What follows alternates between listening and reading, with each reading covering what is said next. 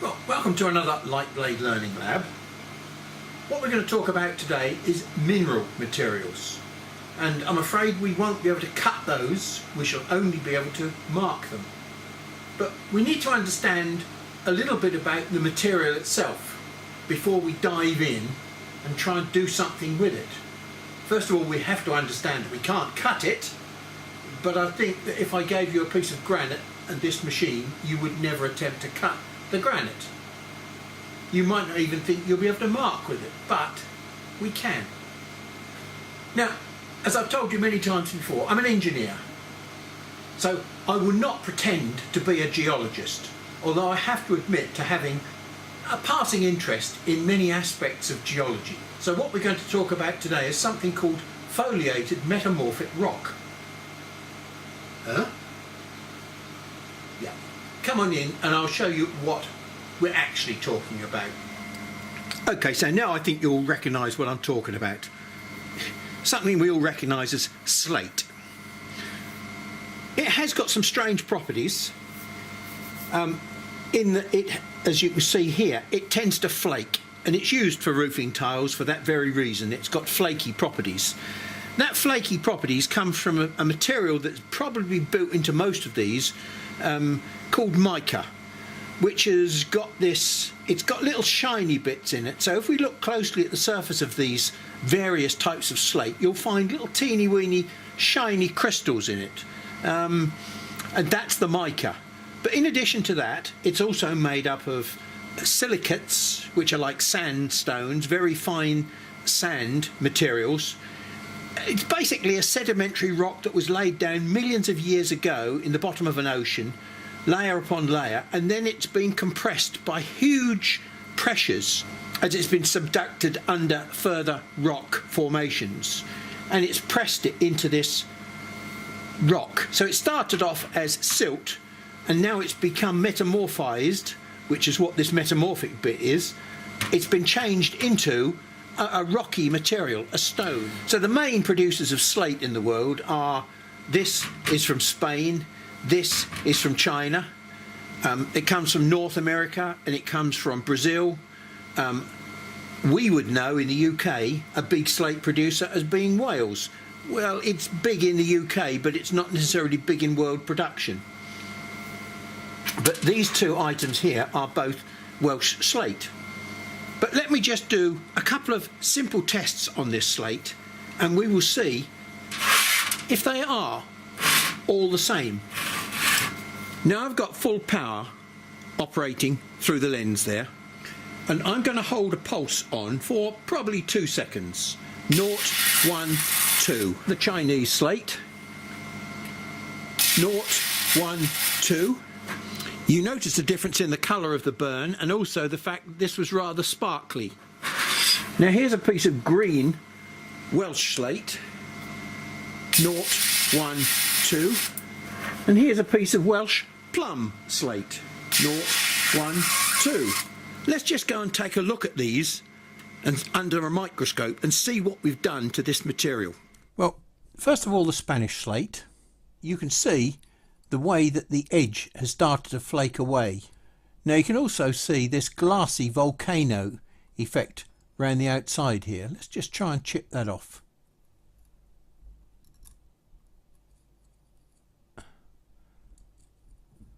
So this is a particularly unstable material to work with.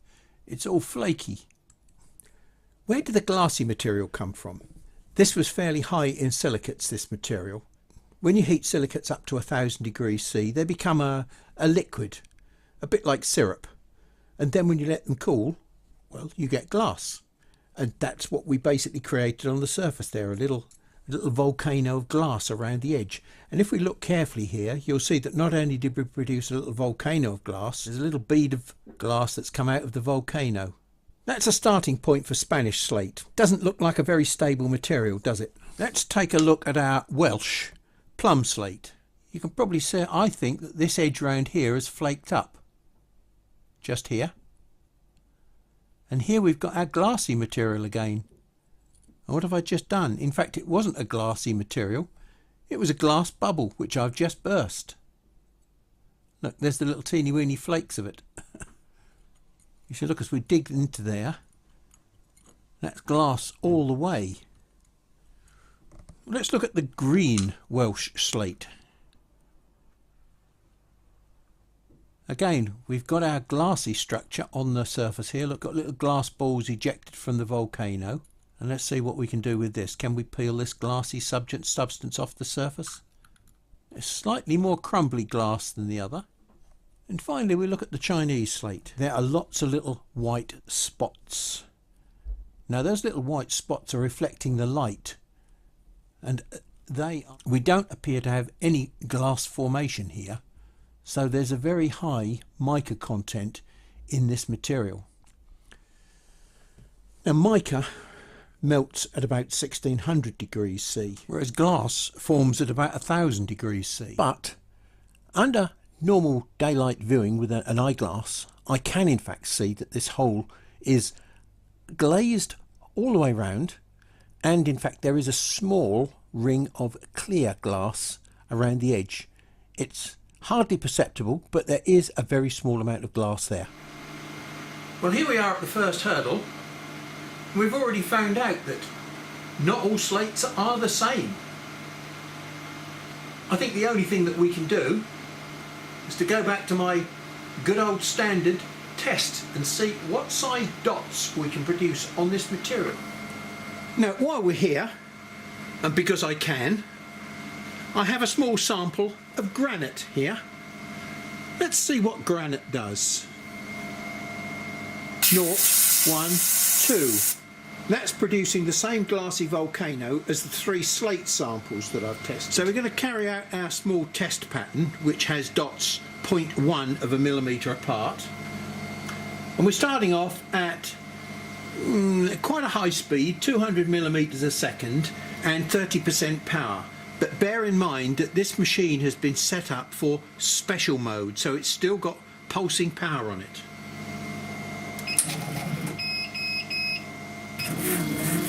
We've got a nice row of dots along the centre. We've got a joined row of dots across the bottom. And these dots are whiter than the background. So this pale grey as opposed to a light grey. So there is a bit of a contrast there that we can work with. So we might be able to do some pictures with this, whether they're just going to be engraved logo type pictures or whether we can actually get some photographic texture into it is going to be rather interesting. Well, let's see how the Chinese slate performs, should we?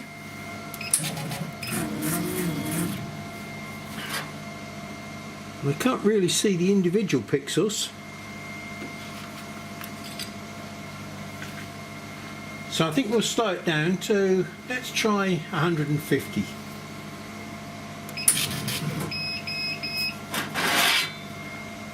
That's a really nice line of pixels that just touch each other, so that's 0.2 diameter pixels, but they've got little crisp holes in the middle of nearly every one of them.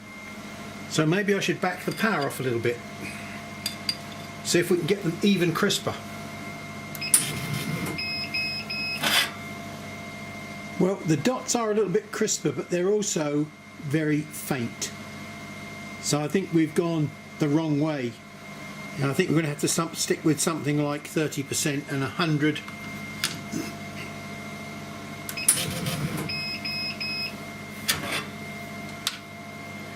Well, I would say that's a pretty good compromise.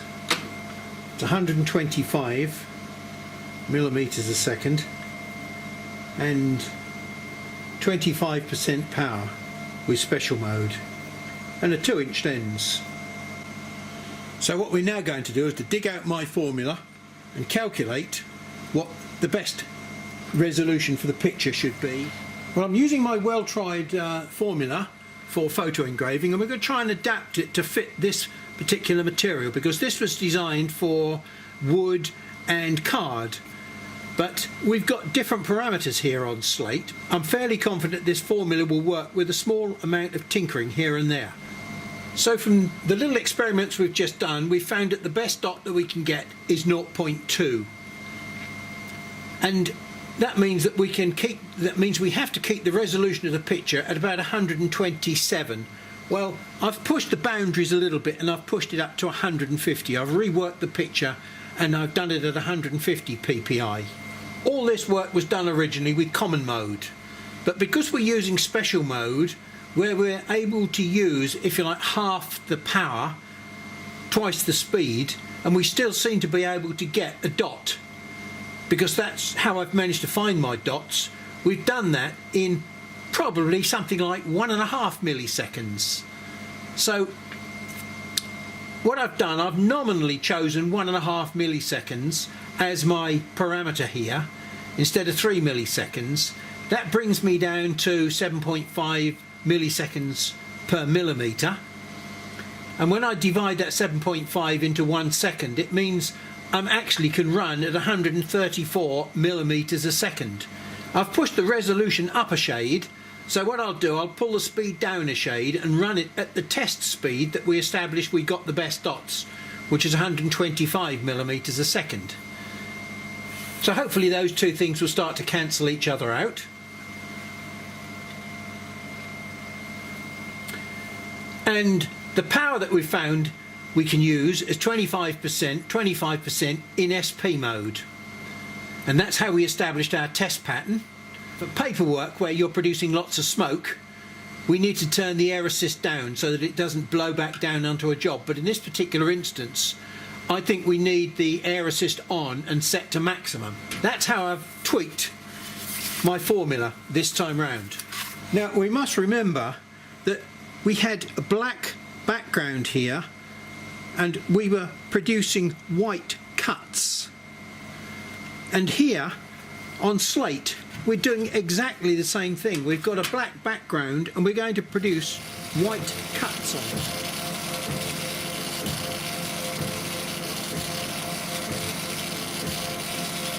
I can't smell too much in the way of fumes.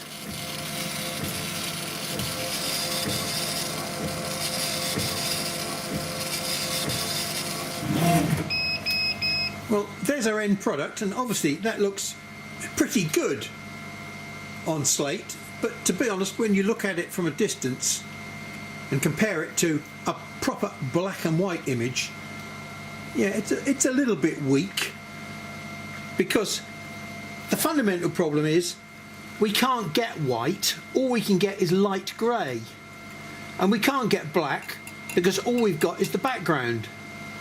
So we've got a 2 shades of grey picture here. Now I don't know whether we could enhance that a little bit. So here we've got some furniture polish, which will produce a slightly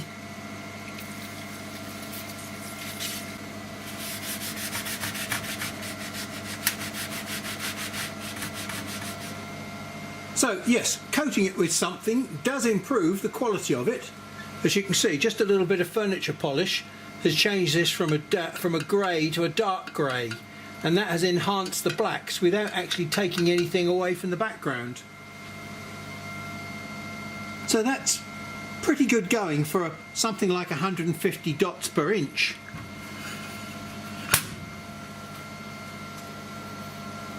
So the next question is, can we repeat that on Spanish slate? As you can see, this Spanish slate is a different kettle of fish. It's not very, what can I say, it's not very flat, it's not very uniform. So I think we're going to have all sorts of problems with this, but we'll give it a try.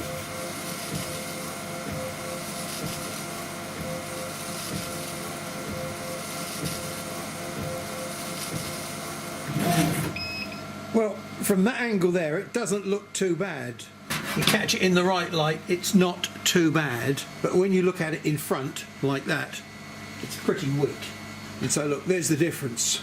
Now at the moment, that's the difference between the two slates, but I haven't enhanced this one. This was just 2 shades of, it was a grey and a light grey. This one's a dark grey and a sort of a funny muddy brown.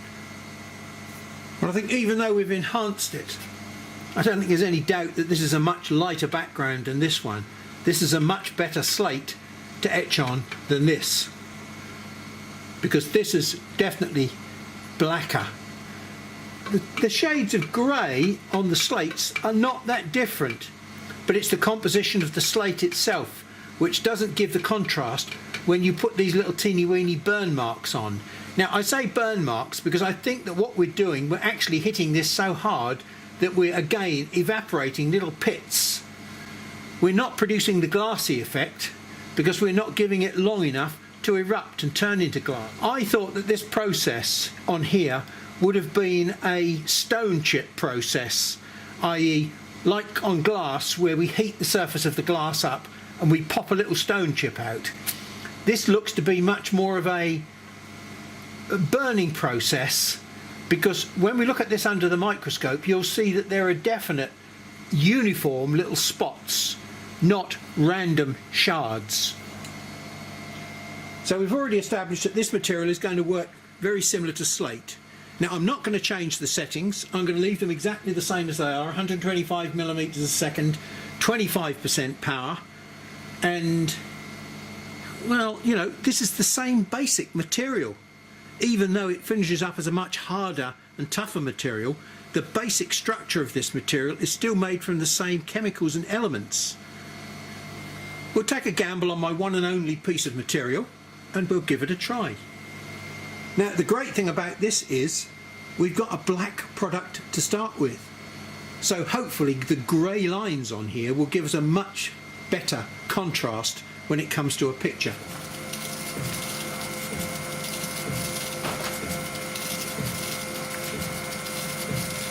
Now you'll note that I'm doing all this work without any extraction on.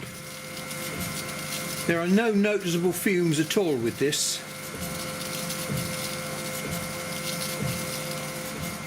When we look at that under the microscope, we'll probably find that we could have possibly increased the resolution. But I think when you look at it from sort of just a short distance away, it's still pretty amazing. I might pop down to my local stonemasons and see if they've got any reject granite that they could either let me have so that I could do some more experiments. I just noticed one of the things that I was talking about, and I can see on here now those little shiny crystals that are all across that vein there, that's the mica that I was telling you about. If I catch them right, maybe you can just see that they're shining in the light. That's the mica. We'll just go and look at these under the microscope. I mean, we've got enough slate here to try another 2 or 3, so let's go and have a look to see what we could do to improve this, if we could do anything. We can't change the colour, remember. The colour is whatever it is. The only thing that's affecting this, let's call it white here. If we were looking for something that was white, we could only possibly just crush the pixels up a little bit closer together, because I do believe there are gaps in the Y direction. But we'll go and look at that under the microscope. Right, well, while that's going on, what I decided to do was to change the resolution from 150 up to 300 ppi. This machine is not running at 1 hit per pulse. It's running at a very high speed all the time, and it's putting a large number of pulses down for every pixel. The question is, how many pulses is it putting down for every pixel? And the answer is, when you do the quick calculation, the whole background pulsing system is running at 20 kilohertz. So that means that I'm going to get 11 pulses per pixel at 300 dots per inch. The sensible thing to do would have been to have set the parameters for this particular picture to the same parameters that I had before, and only change one of the parameters, i.e. the dots per inch. That would have meant that I would have had twice as many dots in the y-axis and twice as many dots in the x-axis. But hey, I've decided to go a little bit overboard, ignore the rules slightly, and I'm running at 40% power as opposed to 25%, so I've got heavier pixels, so I've got more power going into each pixel, but I'm running faster, so in fact I've got less power going in per pixel. It's a very strange balancing act that I'm trying to perform here, and I'm second guessing that I don't compromise the clarity of the picture by blurring the pixels into each other. Now that didn't seem to happen when I tried the same thing with anodized aluminium, and we got up to 1,000 pixels per inch. So let's see what the results are. I have to say they're looking pretty good so far. So you stand here watching this picture and you're so hypnotized by watching the picture, you're not actually watching what the actual laser beam is doing. Look at that light. I mean, that light tells us that we've got a huge amount of power going down instantaneously on pixel after pixel after pixel. That light doesn't come for free from nowhere. That's a huge amount of heat that's being knocked out into every pixel, and it's quite phenomenal that this system can work that quickly. Now somebody's going to ask me, where did I get my Chinese slate from? Well, the answer is from a cheap pound store. Now, they would not be cheap, and they wouldn't be in a pound store unless they bought them in bulk from China.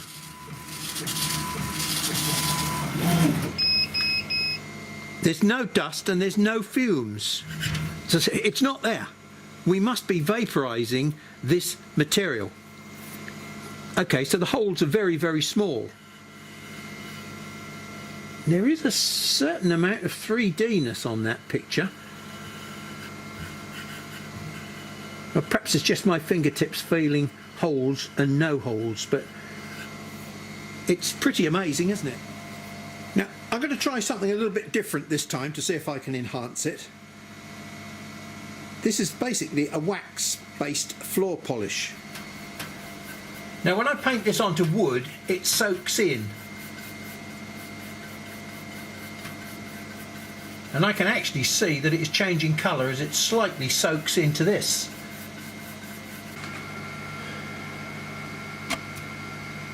Well, I have to say, that's pretty impressive.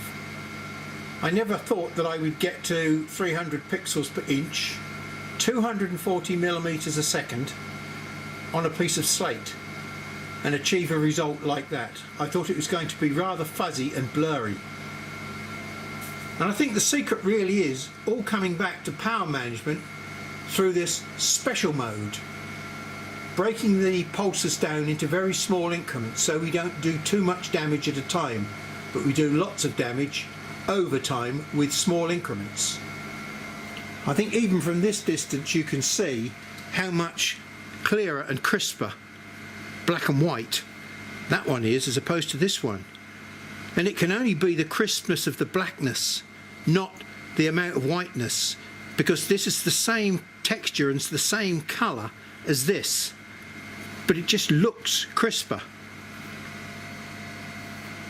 I mean, the whiskers on here are not bad at all, but my goodness, they don't half stand out much better on this one. Well, I hope that's been an interesting session. We could go on and we could do some black and white logos and some text, but after pictures, that's kiddie stuff. This is the difficult stuff, getting images down with the right sort of crispness and clarity, understanding how we can do that. If you can understand how we can do that and you can second guess what's going to happen, then hey, you've got it cracked. Now, I'm extremely pleased at what we've done here. I didn't know what the results were going to be. I think you'll agree that we've come to a very, very satisfactory conclusion. Now, I would like to get some more granite so that I could play around with some more polished black granite. Who knows what we can do with black granite, whether we can get that up to 600 dots per inch. Well, I think we've come a long way with photo engraving on various materials. Over time we've covered card and wood, organic materials. Now we've done mineral materials. We've done a little bit with glass when we did rotary engraving, which is another mineral-ish material, but of course that was a completely different process. I was expecting this to be something similar to glass, a sharding process, but it turns out not to be. This is much more of an evaporation process, I do believe. Well, I think we'll have a complete change of subject in the next session. So until then, cheerio.